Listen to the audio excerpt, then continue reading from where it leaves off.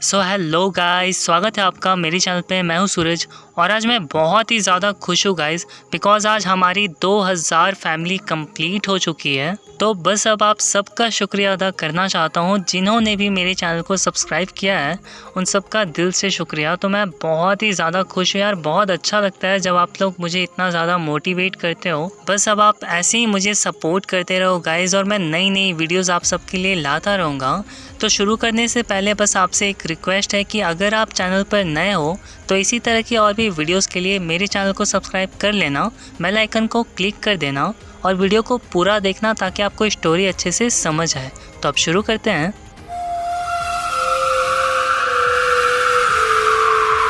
तो कहानी की शुरुआत होती है और हम देखते हैं एक लड़की को जो बाइसिकल चला रही होती है और कहीं जा रही होती है।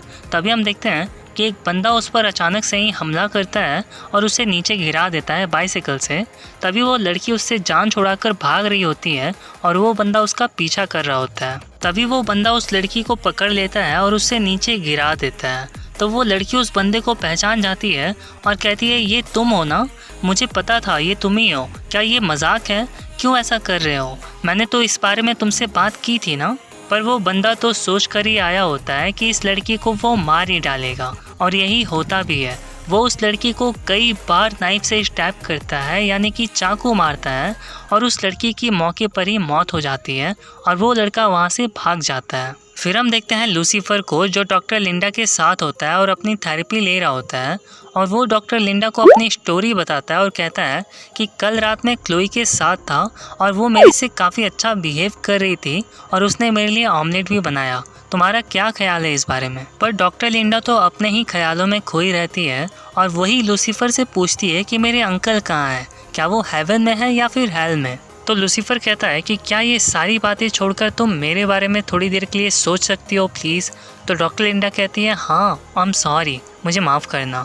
वैसे हिटलर का क्या हाल है? क्या वो हेल में है या फिर हेवन में? उसने तो बहुत सारे बुरे काम किए थे। मुझे यकीन है कि तुम उसे हेल में टॉर्चर करते होगे। तो लूसीफर समझ जाता है कि इसका अब कुछ नहीं हो सकता और वो कहता है कि मैंने गलती कर दी तुम्हें अपनी सच्चाई बताकर, और ये कहकर उठकर चला जाता है। फिर लूसीफर और क्लोई जा रहे होते हैं उसी क्राइम सीन पर जहां उस लड़की की मौत हुई थी, और लूसीफर कहता है क्लोई से कि लिंडा का कुछ नहीं हो सकता, वो काफ़ी बहकी बहकी बातें करने लगी है। तो क्लोई कहती है कि बिल्कुल तुम्हारी तरह, क्यों है ना? तो लूसीफर कहता है, हा हा हा, मजाक मत करो, बहुत हो गया, मैं ऐसी बातें नहीं करता। तो क्लोई कहती है कि अगर तुम्हें मुझसे कोई बात करनी है तो तुम कर सकते हो, मैं तुम्हारे साथ हूँ, तुम जो चाहो मुझे बता सकते हो। तो लूसीफर कहता है कि ये ऐसी बात है जो मैं तुम्हें कभी बता नहीं पाऊंगा। फिर हम देखते हैं डैन को, जो क्लोई और लूसीफर को बताता है कि विक्टिम का नाम मैडी हॉवर्ड है और इसे 19 बार चाकू मारा गया है। तो क्लोई कहती है कि इतने जुनून से खून करने का मतलब ये है कि लड़की खूनी को जानती होगी, शायद कोई पर्सनल दुश्मनी होगी। तभी वहाँ एला आती है और वो उस विक्टिम की बॉडी की जांच करती है और बताती है कि सिर्फ इसके सॉफ्ट टिश्यू को ही नहीं बल्कि इसके बोन्स को भी काफ़ी नुकसान पहुँचा है। इसका मतलब जिसने भी इसे मारा है वो काफ़ी हट्टा कट्टा होगा। तभी वहाँ डैन भी आता है और वो एक फ़ोटो दिखाता है क्लोई और लूसीफर को और कहता है कि ये दोनों टूरिस्ट यहाँ घूमने के लिए आए थे, और जब इन्होंने फ़ोटो क्लिक किया तो इनके पीछे मर्डर होते हुए साफ साफ हम देख सकते हैं, और इसमें हमें वेपन भी दिख रहा है जिससे कि इस लड़की का मर्डर हुआ है। तभी लूसीफर उस फोटो को गौर से देखता है और कहता है कि ये नहीं हो सकता, और बहाना बनाकर वहाँ से निकल जाता है। फिर लूसीफर अमैनेडिल और मेज को लेकर उसी जगह पहुंचता है जहां पर यूरियल को उसने दफनाया होता है। फिर अमैनेडिल पूछता है लूसीफर से कि तुम हमें यहाँ लेकर क्यों आए हो? तो लूसीफर कहता है कि यूरियल की कब्र को किसी ने ओपन किया है, यानी खोला है। तो अमैनेडिल कहता है कि हाँ मुझे दिख रहा है, पर इसका मतलब क्या है? तो लूसीफर कहता है कि इसका मतलब ये है कि अज़राइल का खंजर यहाँ से चोरी हो चुका है और अब शायद वो किसी ऐसे इंसान के हाथ में है जिसके हाथ में नहीं होना चाहिए। फिर लूसीफर समझा रहा होता है मेज और अमैनेडिल को कि ये ब्लेड अगर किसी गुस्से वाले आदमी के हाथ में पड़ गया तो ये उसका गुस्सा और भी ज़्यादा बढ़ा देगा, और सिर्फ इतना ही नहीं, ये खंजर जिसके पास भी होगा उसे मर्डर करने पे मजबूर करेगा। ये बहुत ही ज़्यादा खतरनाक है। तो अमैनेडिल कहता है कि ये बहुत ही ज़्यादा खतरनाक है, इससे पहले कि ये कईयों की जान ले हमें इस ब्लेड को ढूंढना ही होगा। तभी लूसीफर कहता है मेज से कि तुम्हें यूरियल की बॉडी को यहाँ से हटाना होगा और उस जूते के निशान को बिना नुकसान पहुँचाए ये काम करना होगा, क्योंकि मैं चाहता हूँ कि फॉरेंसिक के लोग यहाँ पर आके इसे जांच करें। फिर लूसीफर जाता है एला के पास और उससे कहता है कि तुम्हें मेरी केस में एक मदद करनी होगी और इसके बारे में तुम कभी किसी को नहीं बता सकती, मुझसे वादा करो। तो हम देखते हैं कि एला राजी हो जाती है उसकी हेल्प करने के लिए। फिर लूसीफर एला को लेकर उसी जगह आता है जहाँ पर उसने यूरियल को दफनाया था और एला से कहता है कि तुम इस पूरी जगह की अच्छे से जांच करो। तभी एला को वहाँ पर कुछ दिखता है और हम देख पाते हैं कि वो एक कागज़ का जला हुआ टुकड़ा होता है। एला कहती है लूसीफर से कि मैं इसको फॉरेंसिक लैब में ले जाकर दोबारा से बना सकती हूँ। फिर हम देखते हैं लूसीफर और क्लोई को जो मैडी की एक फ्रेंड से पूछताछ करने के लिए जाते हैं उसके योगा क्लास में। फिर क्लोई पूछती है उस लड़की से कि तुम्हें क्या लगता है इसे किसने मारा होगा, क्या इसका यहाँ पर कोई दुश्मन था? तो वो लड़की बताती है कि ऐसा कुछ भी नहीं है, मैडी दिल की बहुत ही ज़्यादा अच्छी थी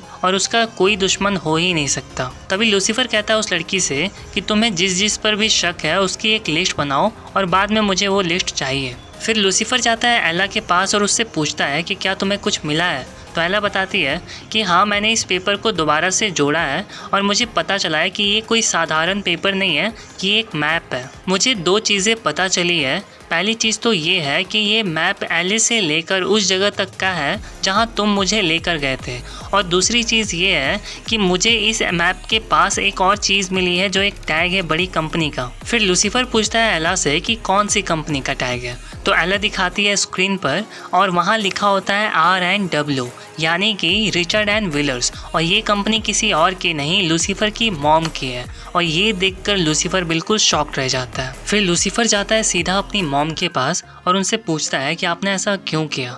आप किसी इंसान को यूरियल की कब्र के पास लेकर कैसे जा सकती हो? तो शार्लेट कहती है कि मैं सिर्फ एक इंसान को नहीं, शायद 15 से 16 लोगों को लेकर गई थी। मैं बस मातम मनाना चाहती थी और लोगों का ध्यान खींचना चाहती थी अपनी तरफ। तो लूसीफर कहता है कि शायद आपको पता नहीं है मॉम, इंसान मर रहे हैं। तो शार्लेट कहती है कि मुझे पता है, मैं सब जानती हूँ, उन्हें इसी तरह से तो बनाया गया है, सिर्फ मरने के लिए। तो लूसीफर कहता है कि पर ऐसे तो नहीं ना मॉम। तो शार्लेट कहती है कि लगता है कि तुम्हें इंसानों से लगाव हो गया है यहाँ रहते रहते। तो लूसीफर को गुस्सा आ जाता है और कहता है कि अगर आपने उस प्लेट को ढूंढने में मेरी मदद नहीं की तो मैं मेज़ को यहाँ भेज दूंगा आपकी खातिरदारी करने के लिए। और हम देखते हैं कि शार्लेट लूसीफर की हेल्प करने के लिए तैयार हो जाती है। फिर लूसीफर जाता है क्लोई के पास और उससे पूछता है कि क्या वो लिस्ट तैयार है जिसके लिए मैंने उस लड़की से कहा था। तो क्लोई वो लिस्ट देती है लूसीफर को। फिर हम देखते हैं कि लूसीफर के हाथ पर बहुत सारे नाम लिखे होते हैं और वो सारे वही लोग होते हैं जिनको शार्लेट उस कब्र के पास लेकर गई थी। फिर लूसीफर अपने हाथ पर लिखे सारे नामों को मैच करने लगता है उस लिस्ट के नाम से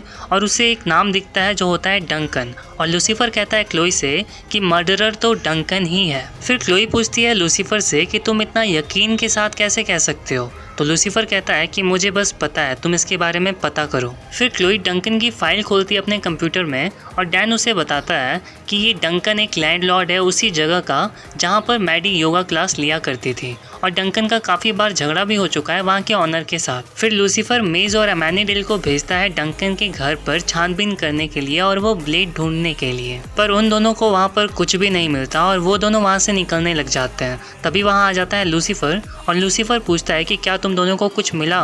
तो एमेनिडेल कहता है कि नहीं, हमें यहाँ कुछ भी नहीं मिला। तो लूसीफर कहता है ठीक है, फिर पीछे के रास्ते से निकल जाओ क्योंकि यहाँ क्लोई आ रही है। तभी वहाँ क्लोई आ जाती है और क्लोई को देखकर लूसीफर कहता है कि मुझे नहीं लगता कि हमें यहाँ कुछ मिलने वाला है, हमें यहाँ से जाना चाहिए। तभी क्लोई की नज़र पड़ती है वहाँ के मेन डोर पर और जब वो वहाँ जाकर देखती है तो अंदर पड़ी होती है एक लाश। फिर क्लोई कॉल करती है और सारे फॉरेंसिक टीम को और अपने ऑफिसर्स को बुलाती है और जब अंदर जाकर देखती है तो उसे पता चलता है कि ये लाश किसी और की नहीं बल्कि डंकन की है। और वहाँ पर सिर्फ डंकन की लाश नहीं होती, वहाँ पर बहुत सारे लोगों की लाशें होती हैं जो भी वहाँ पर योगा क्लास लेने आए होते हैं। फिर वहाँ पर फॉरेंसिक टीम आती है और बहुत सारे ऑफिसर्स आते हैं। तभी क्लोई कहती है लूसीफर से कि मुझे लगता है कि डंकन ही कातिल है। जब वो इन लोगों को मार रहा होगा तो इनमें से ही किसी एक ने उसे भी मार दिया होगा। तो लूसीफर कहता है कि मुझे लगता है कि यहाँ पासिंग द पार्सल खेला गया है, यानी कि किसी एक ने खून नहीं किया है बल्कि सभी ने एक दूसरे का खून किया है। तभी वहाँ एला आती है और वो कहती है क्लोई से कि मुझे पता है कि लूसीफर की बातें बकवास लग रही होंगी पर मुझे उस पर यकीन है, शायद यहाँ पर यही हुआ है। तो क्लोई कहती है कि चलो मान लिया कि तुम सही हो, लेकिन फिर भी यहाँ पर सिर्फ 6 ही लाशें हैं, जबकि होनी चाहिए 7 लाशें टीचर को ले करके। फिर क्लोई की नज़र जब बोर्ड पर पड़ती है तो वहाँ पर लिखा होता है कि आज की क्लास जैनसन ग्लोरी लेने वाले थे। फिर क्लोई जब जैनसन के बारे में पता लगाती है तो उसे पता चलता है कि जैनसन पर बहुत सारे मुकदमे चल रहे हैं। फिर जैनसन को कस्टडी में लिया जाता है और क्लोई उससे पूछती है कि क्या तुम्हारे पास कोई गवाह है या फिर तुम साबित कर सकते हो कि तुम उस दिन क्लास लेने नहीं गए थे। तो जैनसन कहता है कि आप चाहो तो पता लगा सकते हो, मैं जहाँ पर क्लास लेने जाता हूँ वहाँ पर सब कुछ कंप्यूटराइज है और बिना ID कार्ड दिखाए डोर ओपन नहीं होता। फिर लूसीफर कहता है जॉनसन से कि हो सकता है कि तुम्हें कोई ऐसी चीज़ मिली हो जिसकी वजह से तुम्हारे दिमाग पर काफ़ी बोझ पड़ा हो और जिसकी वजह से तुम बहुत ही ज़्यादा टेंशन में होगे। तो जॉनसन कहता है हाँ बिल्कुल ऐसी ही बात है, और हम देखते हैं कि जॉनसन अपने पेट पर लगा हुआ एक पेट हटाता है और कहता है कि अब सुकून मिला मुझे। तो क्लोई पूछती है जॉनसन से कि क्या तुम इसीलिए क्लास लेने नहीं जा रहे थे क्योंकि तुम्हारा पेट निकला हुआ है। तो जॉनसन कहता है कि कोई भी स्टूडेंट अपने किसी भी ऐसे योगा क्लास के टीचर से शिक्षा नहीं लेना चाहेगा जिसका खुद का पेट निकला हुआ है। फिर हम देखते हैं एला को जो लक्स जाती है यानी लूसीफर के घर पे और उससे कहती है कि जहाँ तुम मुझे लेकर गए थे वहाँ पर डंकन के पैरों के निशान मिले हैं, यानी कि ये दोनों केस एक ही है। क्या तुम मुझसे कुछ छुपा रहे हो? मुझे सच सच बताओ, मैं सब कुछ जानना चाहती हूँ। तो लूसीफर कहता है कि एक बार पहले मैंने किसी को अपना सच बताया था और वो मुझसे बहुत ही ज़्यादा डरने लगी, तुम बस मुझ पे विश्वास रखो, मैं कोई गलत काम नहीं कर रहा हूँ। तो एला कहती है कि ठीक है, अगर तुम चाहते हो कि मैं विश्वास रखूँ तुम पर तो मुझे पहले जांचना होगा। और एला उसे हक करती है, तभी वहाँ आ जाती है क्लोई और एला क्लोई को देखकर वहाँ से बहाना बनाकर निकल जाती है। तभी क्लोई कहती है लूसीफर से कि मैंने पता लगाया है और मुझे पता चला है कि उस रात जॉनसन क्लास नहीं लेने वाला था बल्कि कोरिना लेने वाली थी। और कोरिना वही है गाइस जिसके बारे में मैंने आपको शुरुआत में बताया था, जो मैडी की फ्रेंड थी। और ये सुनकर लूसीफर को कुछ चमकता है और वो क्लोई को बिना कुछ बताए वहाँ से निकल जाता है और लूसीफर सीधे जाता है कोरिना के घर पे और वहाँ होता है जॉनसन की लाश और उसके सीने में वही खंजर यानी अज़राइल का खंजर लगा होता है और कोरिना वहीं सामने खड़ी होती है। कोरिना कहती है कि मैंने ये सब कुछ जानबूझ के नहीं किया, मुझे नहीं पता ये सब कैसे हो गया। तो लूसीफर कहता है कि मुझे पता है कि तुम्हारे साथ इसने भी ज़रूर कुछ ना कुछ किया होगा और इसीलिए तुम इससे बहुत ही ज़्यादा नाराज़ थी और उस खंजर की वजह से तुम्हारा गुस्सा और भी ज़्यादा बढ़ गया। क्या किया था इसने तुम्हारे साथ? तो कोरिना कहती है कि इसने मेरे साथ ज़बरदस्ती की थी, इसने मेरा रेप किया था और बहुत मना किया था मैंने ना कहा था, लेकिन फिर भी इसने मेरे साथ ज़बरदस्ती की थी। तो लूसीफर कहता है कि तुम ये सब कुछ भूल कर आगे बढ़ना चाहती थी और ऐसा हो भी जाता अगर तुम्हें ये खंजर नहीं मिला होता तो। और तभी वहाँ आ जाती है क्लोई और क्लोई को देखकर कोरिना सब कुछ सच कह देती है कि ये मेरी गलती है, ये मुझसे हुआ है। पर लूसीफर कोरिना की हेल्प करता है और वो कहता है क्लोई से कि सबसे पहले हमला किया था जॉनसन ने कोरिना पर, वो इसके साथ ज़बरदस्ती करना चाहता था, इसने बस अपने बचाव में हमला किया था और इसकी कोई भी गलती नहीं है। तो क्लोई बस पूछताछ करने के लिए कोरिना को लेकर चली जाती है और इधर हम देखते हैं कि जॉनसन के सीने से वो खंजर गायब हो चुका होता है और किसी ऑफिसर ने उसे उठा लिया होता है। तभी लूसीफर उस खंजर को ढूंढने के लिए बाहर निकलता है तो वो देखता है कि बाहर खड़ा होता है डैन और डैन को देखकर ऐसा लग रहा होता है कि वो बहुत ही ज़्यादा गुस्से में है। लूसीफर डैन से कहता है कि हम तो बहुत अच्छे दोस्त हैं, तुम ऐसा क्यों कर रहे हो। तभी हम देखते हैं कि डैन उस पर हमला करने लगता है और लूसीफर को काफ़ी ज़्यादा चोट भी आ जाती है। फिर लूसीफर डैन से पूछता है कि आखिर तुम मुझसे किस बात से गुस्सा हो। तो डैन बताता है कि तुमने मेरी शादी बर्बाद कर दी और तुम मेरा स्नैक्स भी हमेशा खा जाया करते हो। डैन लूसीफर को नाइफ पॉइंट पर ले लेता है और लूसीफर कहता है कि हाँ मैं मानता हूँ कि मैं खा जाता था तुम्हारे स्नैक्स, पर मुझे नहीं पता था कि वो तुम्हारे हैं। तो डैन कहता है गुस्से में कि उस पर मेरा नाम लिखा होता था। पर तभी हम देखते हैं कि डैन उस खंजर से लड़ने लगता है, यानी कि उसे खुद पर काबू नहीं पाने दे रहा होता और ये बात लूसीफर समझ जाता है। वो डैन से कहता है कि मेरी आंखों में देखो, क्या मैंने तुम्हारी शादी बर्बाद की थी। तो डैन कहता है नहीं, बिल्कुल नहीं, वो सारी मेरी गलती थी। तभी लूसीफर डैन से वो खंजर छीन लेता है और डैन बिल्कुल ठीक हो जाता है, यहाँ तक कि उसे कुछ भी याद ही नहीं होता। वो कहता है कि हम दोनों यहाँ क्या कर रहे हैं। तो लूसीफर कहता है डैन से कि हम तो बस एज अ फ्रेंड अच्छे से बातें कर रहे थे और वो डैन को वापस भेज देता है और हम देखते हैं कि वो अज़राइल का खंजर लूसीफर अपने पास ही रख लेता है। फिर हम लास्ट सीन में देखते हैं शार्लेट को, जो लूसीफर से मिलने के लिए लक्स में आती है और कहती है कि आखिर तुमने वो प्लेट ढूंढ ही लिया ना। मैं तो बस चाहती थी कि अपने बच्चों के साथ रह सकूं, और अगर कुछ लोगों की मौत और हो जाती तो तुम्हारे डैड की नज़र हम पर ज़रूर पड़ती और उन्हें हमारे सामने घुटने टेकने ही पड़ते। तो लूसीफर कहता है कि डैड और आपके सामने घुटने टेकेंगे, सपने देखना छोड़ दो मॉम। तो अमैनिडील कहता है कि इस खंजर को धरती पर नहीं होना चाहिए था लूसीफर, हमें इस धरती पर नहीं होना चाहिए था। तो लूसीफर कहता है कि मैं दोबारा से हेल नहीं जाने वाला।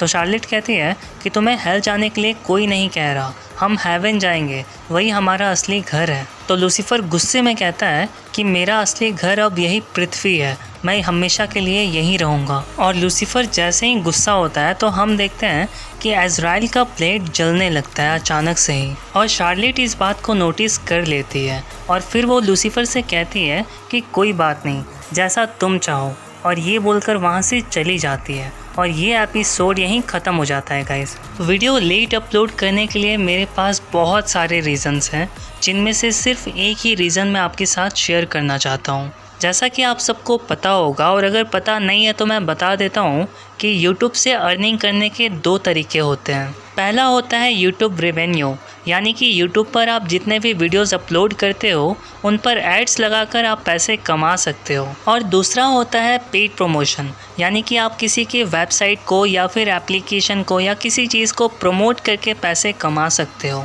सबसे पहले बात करते हैं मेरी वीडियोस पर आने वाले एड्स के बारे में। तो मेरी वीडियोस पर एड्स तो ज़रूर आते हैं, पर उससे मेरी इनकम नहीं होती, क्योंकि मेरे वीडियोस पर उतने ज़्यादा व्यूज़ नहीं आते। तो अब बात कर लेते हैं पेड प्रमोशन की। तो जैसा कि मैंने अभी बताया आपको कि मेरे वीडियोस पर ज़्यादा व्यूज़ नहीं आते और मेरे चैनल पर ज़्यादा सब्सक्राइबर्स भी नहीं हैं, तो मुझे अभी तक किसी चीज़ को प्रमोट करने का ऑफ़र नहीं मिला है। पर हाँ, मैं लोगों को सपोर्ट करता हूँ। मैंने तो एक बंदे को प्रमोट भी किया था, पर उस बंदे से मैंने एक पैसा भी नहीं लिया था इसके लिए। अगर फिर भी आपको डाउट है तो आप मुझे नीचे कमेंट में कह सकते हो, मैं उस बंदे के चैनल का लिंक ही आपको दे दूंगा और आप सीधा जाकर उसी से पूछ सकते हो। तो मेरे कहने का मतलब सिर्फ इतना है कि मुझे YouTube से अर्निंग होती है 0, यानी कि 1 पैसे की अर्निंग नहीं होती है मुझे YouTube से। मैं बिल्कुल फ्री में वीडियोस बनाता हूँ, सिर्फ आप लोगों को एंटरटेन करने के लिए। और उसमें से भी कुछ लोग ऐसे हैं जो मुझे नीचे कमेंट में गालियां देते हैं कि आप जल्दी से जल्दी वीडियोस अपलोड नहीं करते हो। तो जो मुझे नीचे कमेंट्स में गालियां देते हैं, मैं उनसे बस इतना कहना चाहता हूँ कि अगर मेरी यूट्यूब से अर्निंग नहीं हो रही है तो मुझे अपना घर चलाने के लिए कुछ ना कुछ तो करना होगा ना भाई। मेरे और भी बहुत सारे वर्क्स हैं जो मैं ऑनलाइन घर पर बैठे करता हूँ, पर मेहनत तो इसमें भी होती है। अब मुझे नहीं मिलता टाइम वीडियोस बनाने के लिए, तो मैं क्या करूँ, काम छोड़ दूँ अपना? एक तो इतनी मेहनत करके फ्री में आप लोगों के लिए वीडियोस अपलोड कर रहा हूँ आप सबको एंटरटेन करने के लिए, और उसमें भी आप लोग मुझे डीमोटिवेट करोगे तो बताओ अच्छा लगेगा मेरे को वीडियो अपलोड करना? अब YouTube से मेरी अर्निंग नहीं हो रही है तो मुझे कुछ तो करना होगा ना अपना घर चलाने के लिए यार। आप लोग फिर भी मुझे नीचे कमेंट्स में गालियाँ दे रहे हो। ऐसा नहीं है कि मुझे गालियाँ नहीं आती, मैं भी बहुत अच्छी अच्छी गालियाँ दे सकता हूँ आप सबको रिप्लाई करके, लेकिन इससे आप में और मुझ में क्या फ़र्क रह जाएगा यार।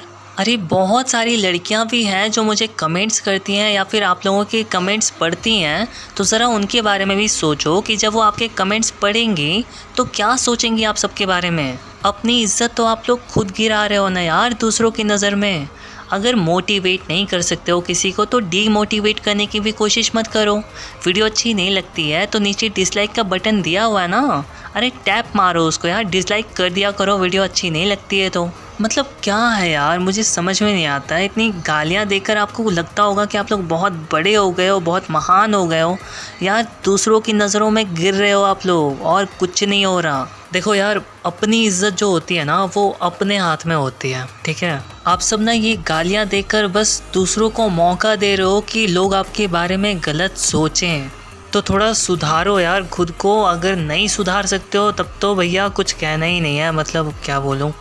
और यार बस इतना ही कहूँगा कि आज के बाद ना मैं रिप्लाई नहीं करने वाला किसी को भी, ठीक है। जिसके भी कमेंट्स मुझे पर्सनली बहुत ज़्यादा अच्छे लगेंगे उसको मैं ज़रूर रिप्लाई करूँगा, अदरवाइज़ और किसी को भी रिप्लाई नहीं करने वाला ऐसे नॉनसेंस कमेंट्स को। तो बस अब आज के लिए इतना ही। चैनल पर नए हो तो चैनल सब्सक्राइब कर लेना, लाइक शेयर ज़रूर करना। मिलता हूँ अब आपसे अगली वीडियो में, तब तक के लिए बाय गाइज़।